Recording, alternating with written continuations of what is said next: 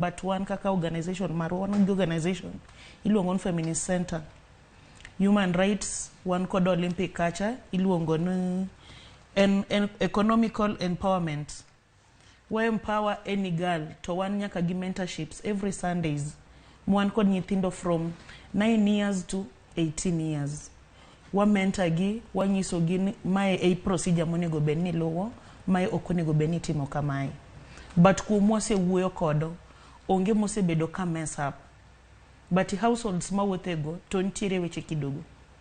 Koro mana emomiyo sometimes wabedo kodgi piny to wanyiso gi yorni emonego bedni luwo. Ng'enygi kaka mana kaka chief owacho ni nitie responsibility en mar janyuol.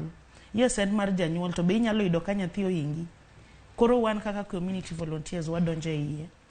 Wawuoyo gi nyathi, nitie gik moko mabe timre e households mabe dak ibed ma nyathi nyaka bed mana kodi piny to ng'isi. Madako bed kod janyuol ne wuon to pimoni. Koro in inyalo biro to kaka ibiro wuoyo kode emomiyo obiro ng'isi gima timore. Emomiyo wa take time wa monde be nyathi obed open kodi. Bro take time. En process midhi mos. Ok ichopa sani tidwa atake ni mondo ng'isi gima timore. Ok obi ng'isi. Nyathi manyako en wuoyo